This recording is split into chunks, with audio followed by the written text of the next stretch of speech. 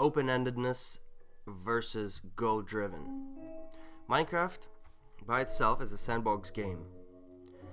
There's nothing that you have to do. You don't have to do anything here. There's no real goal. You could mine. You really should mine. You could breed animals, plant farms, build buildings, but even within that, there's no set way to do anything other than the rules by which you're bound. Block placements, light, monsters. There's nothing that you kind of have. I could put a cobble here, I could put a cobble here, it doesn't really matter. Now here's the difference between goal-driven games. Let's say in Need for Speed, a racing game, you can have different cars, sure, and it can be painted different things, but in all of those, a faster, stronger engine is always better. So when you get an engine or a suspension upgrade, when it's available, if you have enough money for it, you always get it. Staying close to corners, for instance, when there's no other cars and stuff, that's always a better strategy than taking the far route. So in a game like that, where it's performance driven and it's kind of everybody's doing one common thing, or if you're just doing the same thing over and over again trying to get better, you find you kind of converge on the best strategy pretty quickly. Sometimes it takes a while, but at the end of the day, you will converge, and everybody who's kind of rational about the game and trying to improve, everybody will converge on the same strategy. So for instance, let me illustrate with a very simple example. If my goal, for instance, I'm on this island, and then out of nowhere, right behind me over here, I see some creeper thing. Let's call this pumpkin. Yes, appropriate sounds as well. Let's call this pumpkin like an enemy player or something. And then I turn around all of a sudden, and let's say he's heavily armed and he doesn't see me yet. And let's say it's my island, so he can hit me, but he can't break my blocks. And he's got a super powerful bow. So, and I'm not really that good at fighting yet. So, if I try running, I don't have a bow anywhere. If I try running, he'll shoot me with a bow. If I stay on the island for like another 2-3 seconds, he'll turn around and he'll see me. Let's say he's like facing this way, so he can't see me yet. He'll turn around, he'll attack me, and he'll kill me. Let's say it's an enemy player. So I need to protect myself from his very powerful sword and very powerful bow. One of the fastest ways I can think of, if he can't break blocks on my island, right, is just to come somewhere in a corner like this and just very quickly build this thing around me. And as soon as I do that, there, I'm boxed in, I can't see anything, but the thing is, he can't hit me. And from there on, maybe I can put a torch down and dig down like this to get away, and then mine underneath, and so on and so forth, right? And so there is no really quicker way, if you think about it, to box yourself in than what I just did. For you to be fully protected, so the Minecraft player is a 2 meter tall, so 1 block wide, 2 meter tall thing. So for me to fully protect myself, I have to protect myself from all 4 sides. That's 4 blocks of cobble.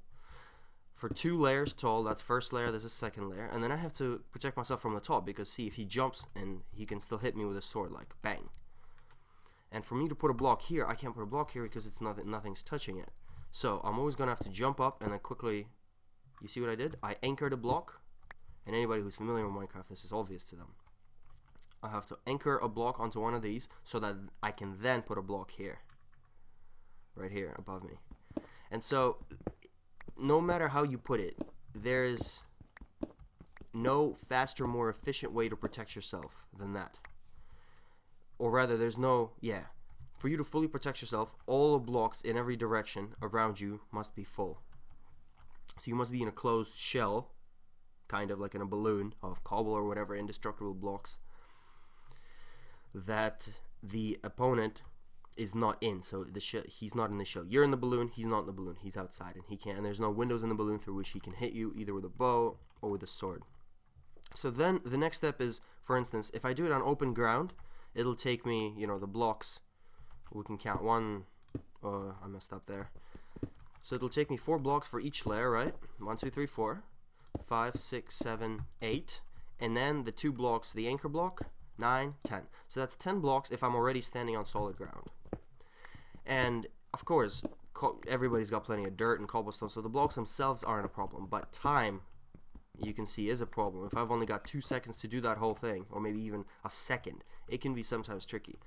So maybe I'd always start, like if I'm here and he's there and I'm just on open ground, maybe I'd always start with, say, this block first, because it kind of, and then do that, so that he'd have to run around first, and then kind of do maybe these 2 blocks, and then only do these 2, or maybe do even the top block first. So for him, right now, let's go to his perspective. If he blah blah blah turns around, sees me, if I've already built this, by the time, see, right now he's out of my range, or I'm out of his range.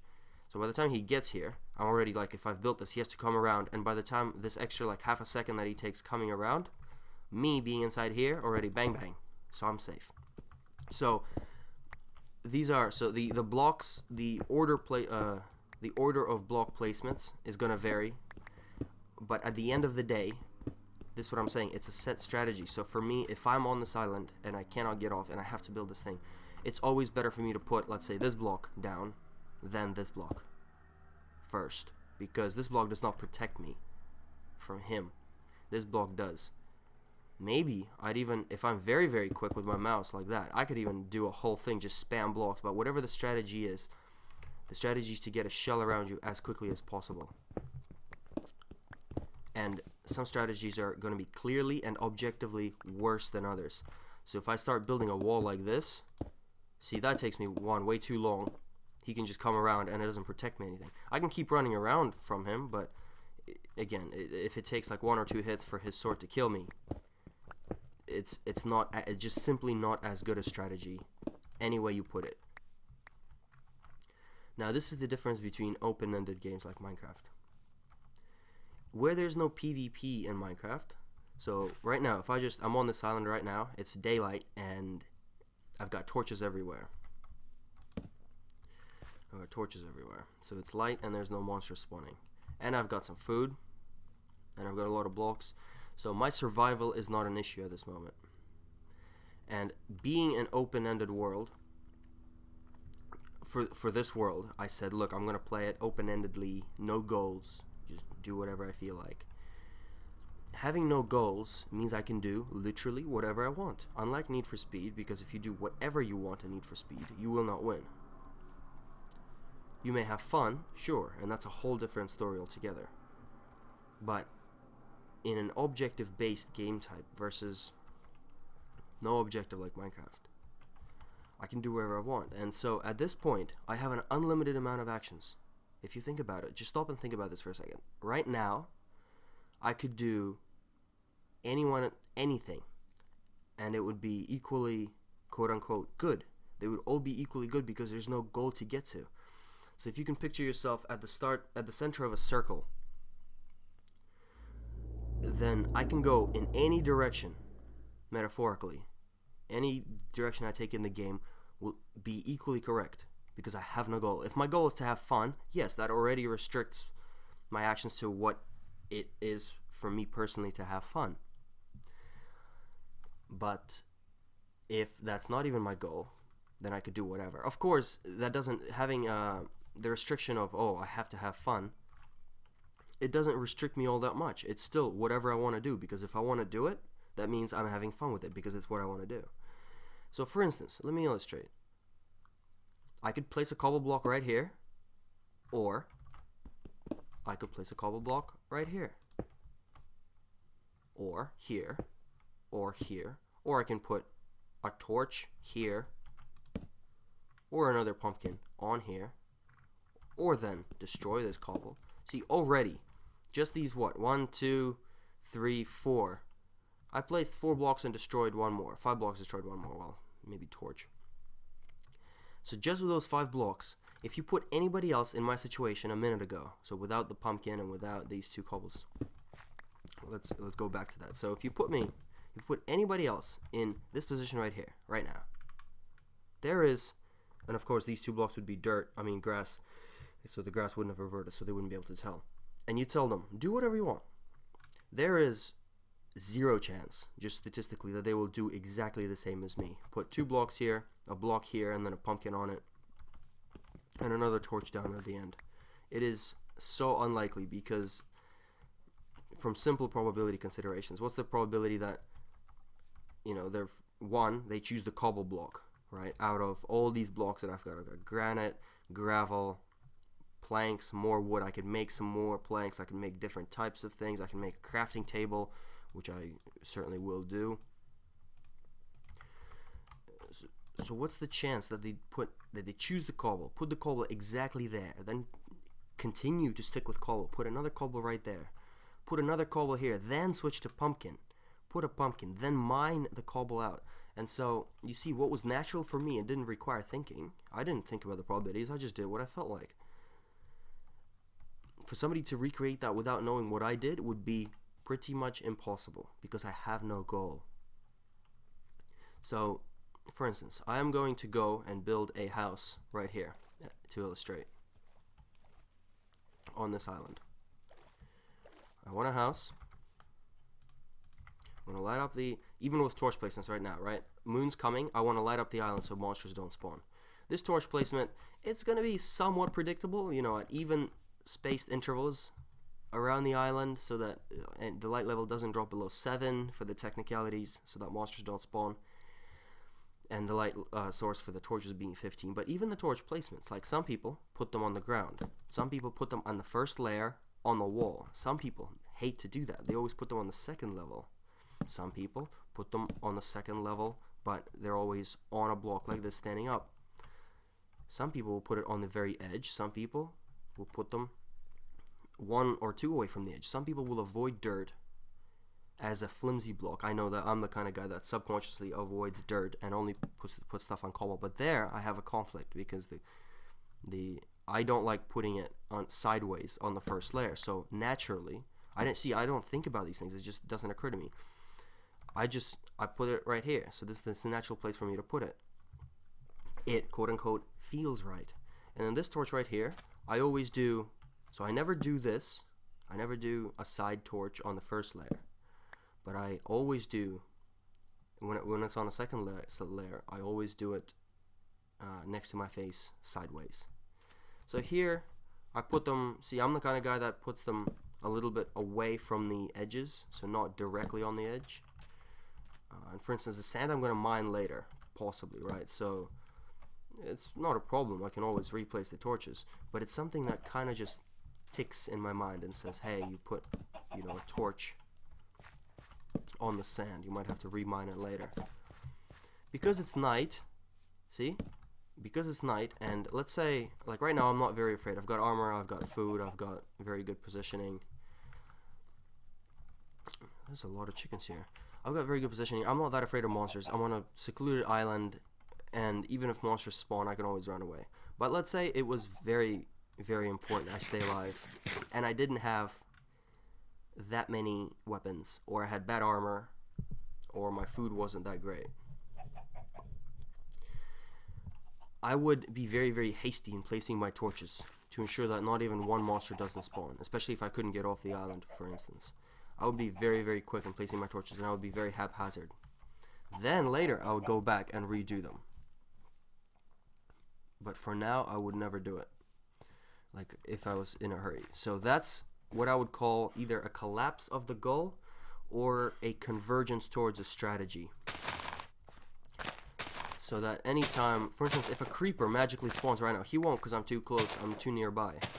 But if a creeper does spawn out of nowhere, I believe the mushrooms can go in here. If a creeper spawns out of nowhere, then my open-endedness of the game will very quickly collapse. Because my goal, I will have a goal, survive the creeper. Either kill it, or outrun it, or somehow deal with it. And so there, right there, I just named the 3 choices I would have. Kill it, or run away from it, or contain it. If I want to survive it, which I pretty much do. And so my options there would collapse from like a million or billions of options, like, you know, building a house, building a boat, putting cobble here, putting cobble there, etc., etc. They would collapse down to just a few options. Running this way, running that way, pulling out my sword. I'd probably be doing that at the same time. And so that's what I would call a collapse.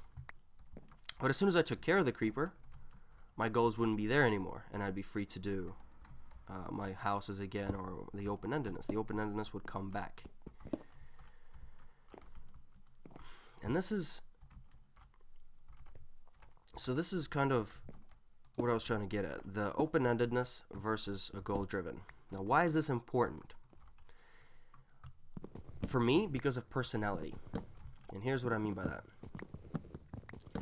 If I build a house and my friend builds a house and we're not looking at each other's screens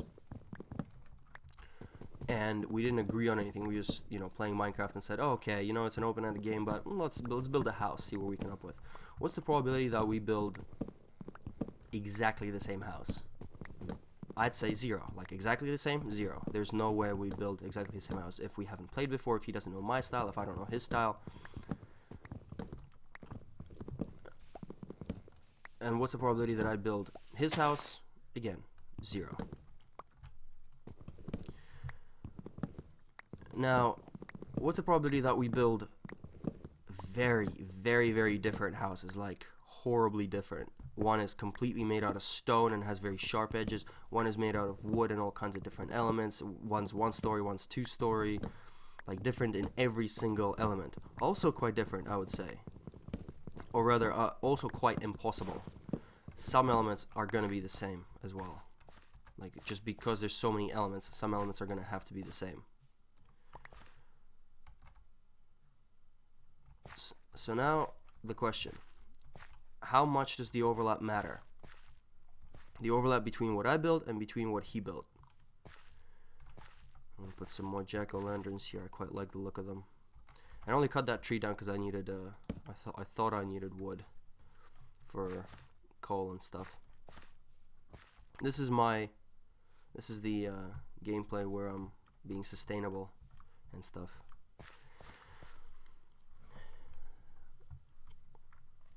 So, let's say 2 people, Alice and Bob, come over here. And let's say Alice is playing first, and Alice builds herself, she puts her torches like I just did, maybe, and then builds a house. Let's say she uses some cobble and some granite, maybe some dark planks, maybe some spruce planks, maybe some of this rock right here. And she's got a style. She puts the windows at the 2nd level, but she makes them with a slab, so they're a little bit taller. And then Bob. So after Alice has finished the house, Bob comes over and watches her play, looks at her house. If the house is appealing to Bob, or if the house is the kind of house that Bob would build, or if he thinks he would build, then I would say that Alice and Bob naturally, in that regard, get along. So there's something in them, the machinery, the software that's telling them, hey, build a house like this using these materials with windows this size, slabs here and here, different colors here, here, here, but sturdy materials near the door and the posts. See, because there's no rules in Minecraft, a dirt is just as strong to support a house as a cobblestone or as a granite. It's only when starts stuff exploding that it starts to matter. But if it's just a house, you can build it out of whatever you want. You can build it out of leaves. You can build it out of any material, any combination of materials, any amount of decorations. And because it's like chess, because of the vast amount of possibilities, unless the 2 people playing are very, very similar in that regard, so of building houses, of playing Minecraft, then they will not build a very similar house, provided the open-endedness is there. So if their goal is not to build a house in 10 minutes, because there it'll be pretty similar. And so I think, and I'll get into this more in depth in other videos, my theory is that you can use this open-endedness to kind of match people together based on, not match like in a relationship match, but in a we get along, we think the same way kind of match.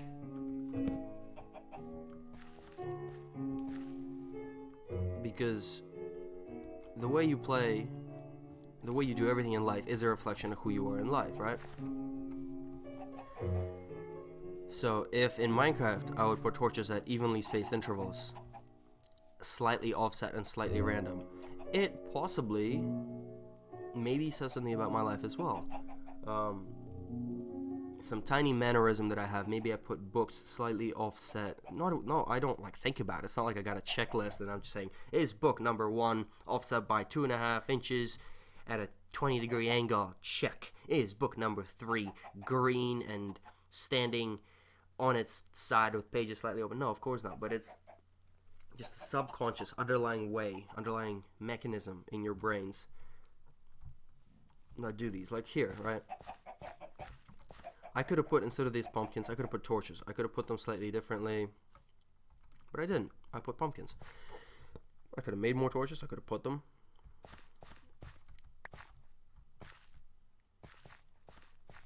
But at the end of the day, even after 10 or 15 minutes of playing, even if 2 people start with the same world, their worlds are going to be very different. Some people's are going to be much more different than others. And I would say that exactly the elements that are different and the same, we could use those to figure out either how 2 people are alike or different in real life. So that's open-endedness versus goal-oriented objective gameplay.